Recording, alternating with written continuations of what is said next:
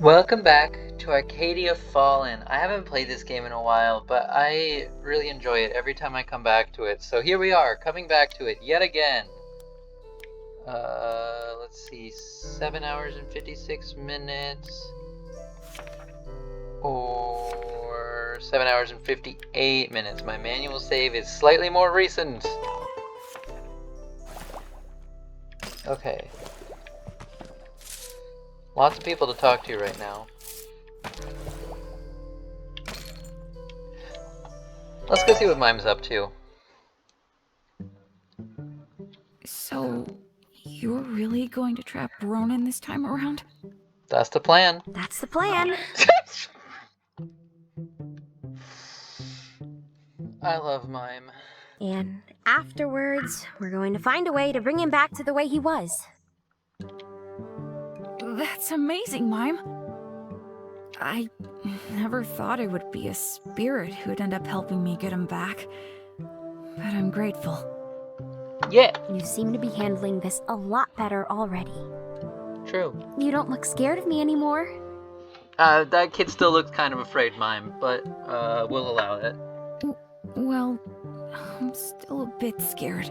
Now he looks more scared, Mime. You shouldn't have said anything. But you've been nothing but nice to me, so I really shouldn't be so suspicious. True. It's just that my brother has always told me to stay far away from spirits. Yeah, well, That they're dangerous. they can be. He never even let me enter the forest on my own. That seems a bit... I know. I didn't question it growing up, but now I can't help but wonder what made him so afraid. It might have something to do with my parents' death. That's what I was about to theorize, but I didn't want to say it out loud.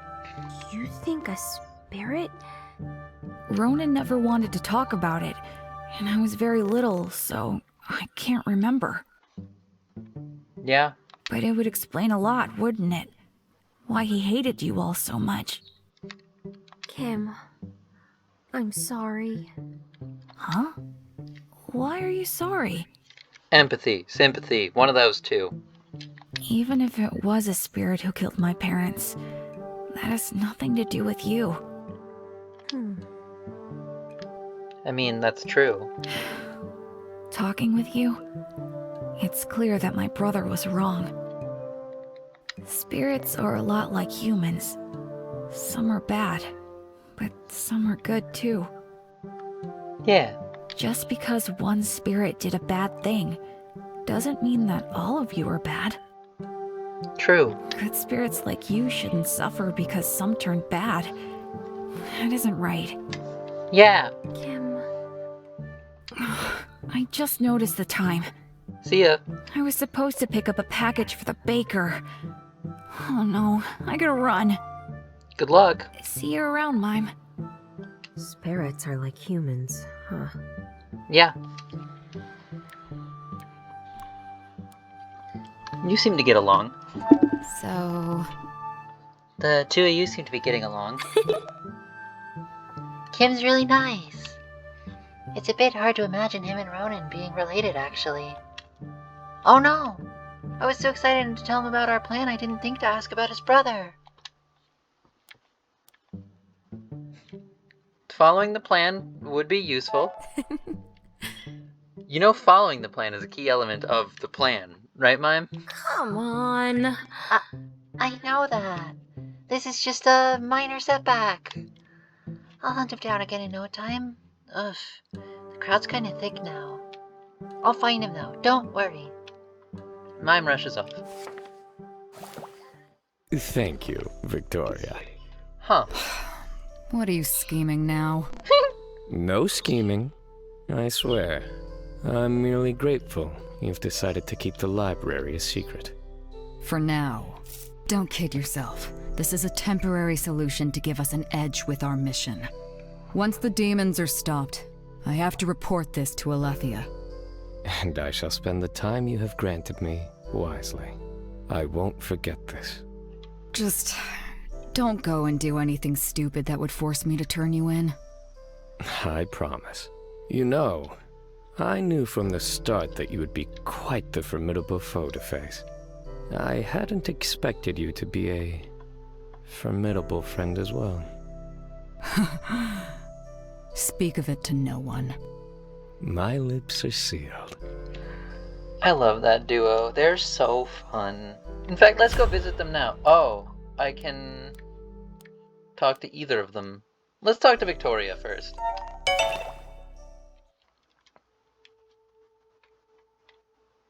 You find Victoria in the library, looking at her orb of communication like it holds the answers to life's biggest questions.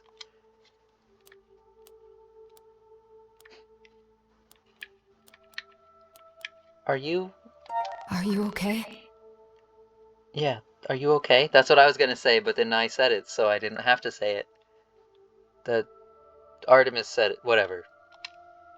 Victoria tucks the orb away and turns to you with a tired sigh. I'm fine. Why are you here? I wanted to see you. You see... I wanted to see what you were up to. I enjoy your company, after all. Victoria blinks, then sighs, looking a little embarrassed. This is... Right. Sorry, I'm not used to people making social calls. She sighs and looks down at the orb again. This is the first time I've ever kept something from the commander. It's unsettling.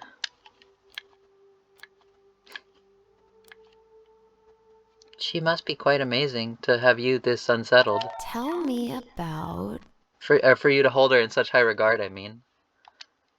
Victoria smiles. No, she doesn't. She's probably about to, though. Nope.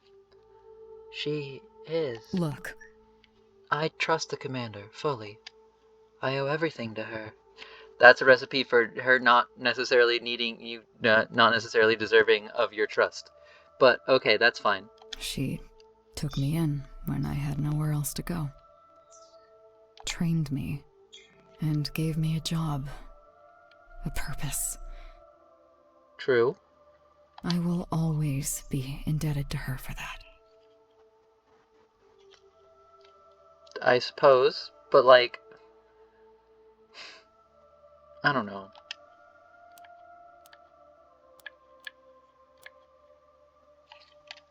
Weren't you once a demon hunter, though? Tell me about... How is it you came to be with Alethea anyway? I was. I continue to stare at her quizzically, and finally, she sighs. Look. I was recruited into the Hunters at a young age. My family was so proud. Demon hunters are revered as heroes all across the North, and I had grown up with the stories of valiant troll slayers and spirit exorcists. The requirements to enter are steep. It's rare that commoners make the cut these days, but I was determined. I went through the training, years upon years of studying. I proved myself worthy and was awarded a blade of my own, the mark of a true demon hunter. What happened? Huh? Victoria looks away with a huff, glaring at the wall. About that. I made a mistake. I ruined a mission by ignoring the rules, just like I'm doing now. It was supposed to be our first real mission, to officially initiate us as hunters. 2 of us were new recruits. We had completed our training together, and were so excited to finally prove ourselves. But the demon we were tracking turned out to be a lot more powerful than the scouts had reported. We were losing, and I was forced to make a choice. To save the civilians we were there to protect, or my fellow hunter, my friend. So... How does one even make such a choice? Listen, I know that there's moral reasons for it to be save the maximum number of lives. But I don't know how to do that when the other option is my friends. Actually... Which I'm guessing is the same choice you made, so don't feel bad about it, because that's... I get it. I see. I appreciate the honesty. And to be fair, I won't fault anyone for making that choice. It makes sense. Look, Humans get attached to individuals. How can you possibly care about nameless strangers? It's not that I don't care about nameless strangers. If it were a sufficient number of nameless strangers, then... I don't know. I don't... But, like, that's my friend. well, But hunters are supposed to be different. We are supposed to save as many as possible, no matter who they are. I made a selfish choice. People died. Normally I would have faced the punishment for my mistake within the demon hunters, but the friend I saved was born into a powerful noble family. She looks away in disgust. so... The whole situation became a huge political mess. People jumping in to defend me for their own selfish reasons, even though all I wanted was to be judged by my peers so I could move on. I wasn't that lucky. My valiant saviors won their stupid battle, and I was dismissed from the hunters with no punishment. I was disgusted by this display of corruption. I didn't want to serve in such a place, so I left, well... wandering for a time without any purpose, and then I met Alessia. She showed me that there are people within the Empire who care about equal laws for everyone. To me, she's an inspiration for what every knight should be. Laws are good, but so are morals. Morals are more important than laws. Laws should codify morals, but when the two are in disagreement, morals are more important. I see. I understand that laws are necessary, but you need morals to balance it out. I don't think you did anything wrong by following your heart. You'd have only been in the wrong if you hadn't saved anyone at all. Victoria huffs in disgust. I shouldn't be surprised you would look at it that way. Foolish. I know you love me. Oh, I love you too. Victoria looks startled for a second, then scowls, hiding a faint tint of red by running her hand down her face. Ugh. I let the rest guide me. She shifts and looks away, fingers tapping against the sigil on her hip. Anyway, now you know why this situation with the library disturbs me. We should get back to the task at hand and get it resolved as quickly as possible. Also, she cracks a small smile, I suppose that's all right. if you ever again intend to come to interrogate me about my past, at least bring refreshments.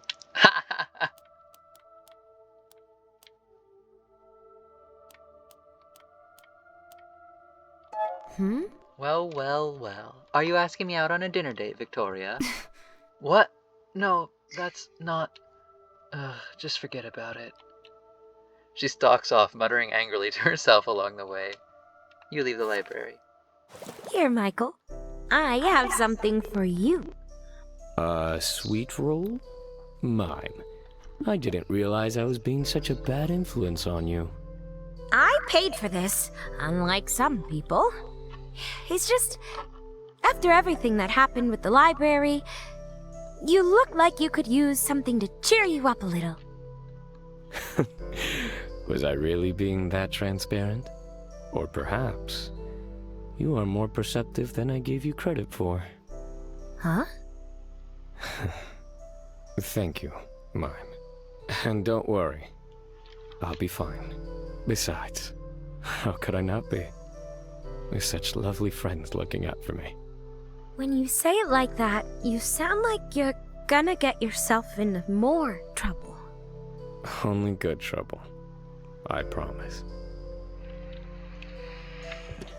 Alright, well, we're still at the library, so it only makes sense to go here next, I think. Right? Come talk to Michael? I walk down into the forgotten library. It's easy to imagine how the place was once buzzing with life. Archivists walking amongst rows of bookshelves, working on their next big discovery. Now, it is quiet, however, save for a single mage sitting on the floor, surrounded by piles of books.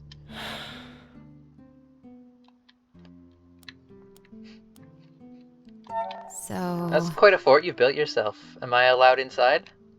Michael looks up, startled by your voice. He looks a bit gaunt, like something heavy is weighing on his mind, but it is easily masked by a smile. Indeed, I have built the greatest defense known to mankind. To enter my secret sanctuary, you need the proper password.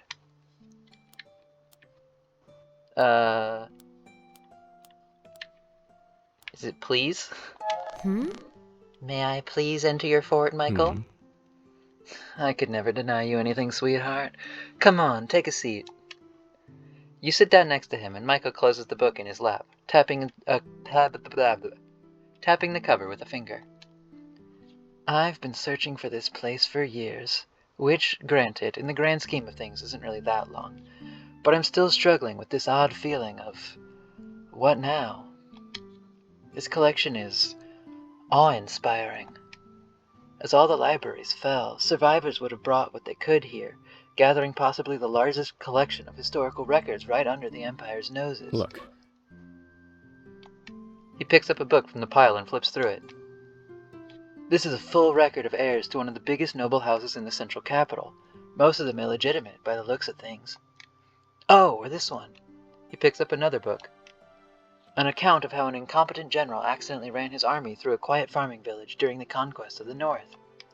And a detailed description of the hoops the officials had to jump through in order to cover it all up. They're all like this. He gestures to the massive collection around you. Rows upon rows of documented history. Detailed accounts of crimes and corruption, the very worst and best of humanity, gathered on dusty old pages. So what happens now? So... What will you do with it all? That's the question of the century, isn't it? I could live 1,000 lifetimes and not fully understand everything within this library. I came here to find proof. Something that would reveal the corruption of the Empire. But this? It's too many things. The truth is what I expected. That the system is riddled with corruption and pain. And they knew. Everyone knew and did nothing. Yeah. I always believed the more I knew, the closer I'd be to a solution. But I only feel despair. He chuckles, running a hand on his face. You've never seen Michael like this. Defeated. I guess in the end, Rune was right. I would not find what I seek in this place. No gratification. No righteous justice. Just more darkness. Gathering dust.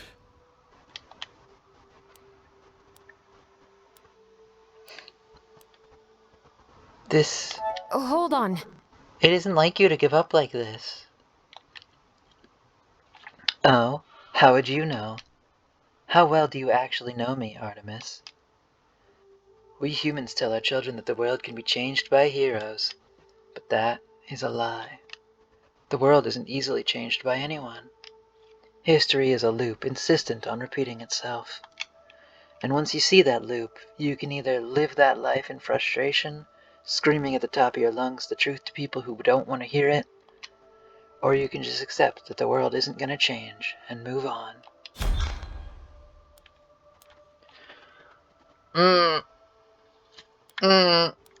Both of these are true, which means I have to try and decide which one to say. But while I think I'm going to end this episode here, it went a little bit longer than I meant it to. For now, bye-bye.